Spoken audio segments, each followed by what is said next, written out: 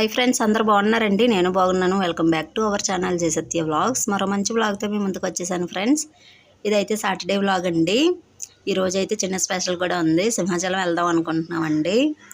మా అబ్బాయి అయితే చిన్న మొక్కున్నాడు అనమాట. సింహాచలం వస్తానని మొక్కున్నాడు. అందు గురించి అయితే సింహాచలం వెళ్తున్నాము. ఇంకా సెలవులు కూడా ఎండింగ్ అయిపోతున్నాయండి. ఈ వ్లాగ్ అయితే ఇప్పుడు పిల్లలకి కాలేజ్ ఓపెన్ చేయకముందనమాట.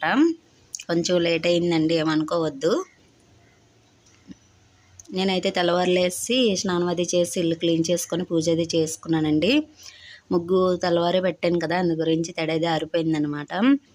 ఈరోజు పేలలేదండి, అందు గురించి పొడి నీళ్ళు చల్లేసానమాట. ఈ టిఫిన్ అయితే ఇడ్లీ పెట్టానండి. తర్వాత గుడికి కూడా టిఫిన్ పట్టుకెళ్ళిపోదాం అనుకుంటున్నాము. ఎండలు ఎక్కువగా ఉన్నాయి కదండి, దర్శనం అయ్యేసరికి ఏ టైం అవుతుందో అప్పుడు మళ్ళీ కిందకి రాలేమనేసి టిఫిన్ పట్టుకెళ్ళిపోతున్నాం అనమాట ఈ క్యారేజ్లోని. చట్నీ అయితే కొబ్బరి చట్నీ చేస్తున్నానండి. ఇంక ఇప్పుడు పిల్లలు అయితే కాలేజీకి వెళ్ళిపోతున్నారండి. మా అమ్మాయిది 10th అయిపోయింది కదా, స్ఫూర్తి కాలేజీలో అయితే జాయిన్ చేసాం. మా అబ్బాయి అయితే ఆదిత్య కాలేజీలోనే ఉన్నాడు.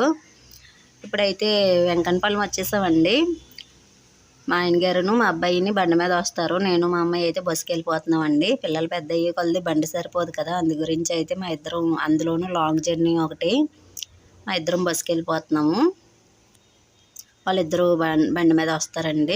గోపాలపట్నం వరకు బస్సు ఎక్కేస్తాం అనమాట. అక్కడి నుంచి వేరే బస్సు మారాలి. బస్సు గురించి వెయిటింగ్ చేస్తున్నాం ఇక్కడ.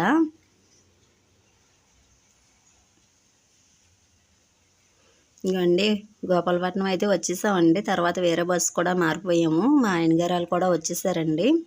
వాళ్ళు వచ్చేసి మమ్మల్ని వేరే బస్సు ఎక్కించేసి కొండ మీదకి వెళ్ళే బస్సు ఉంటుంది కదండి, ఆ బస్సు ఎక్కించేసి వాళ్ళు అయితే బండి మీద వస్తున్నారు. ఇంకా కిందనే ఎంత క్రౌడ్గా ఉందంటే మీదనే ఇంకా క్రౌడ్గా ఉంటుందేమో అండి.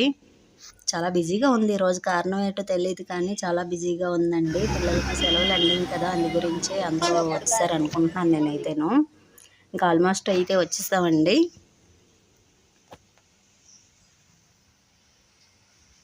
కానీ కొండ మీద ఇక్కడ మన ఇంటి దగ్గర ఉన్నంత వేడైతే లేదండి, చాలా చల్లగా ఉందన్నమాట.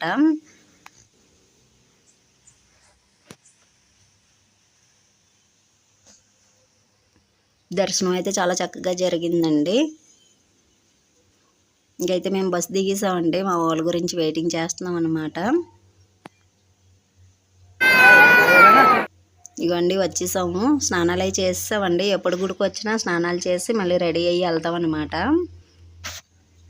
ఇంకా రెడీ అయిపోయాం అందరు విని. ఇప్పుడైతే దర్శనానికి వెళ్ళాలండి.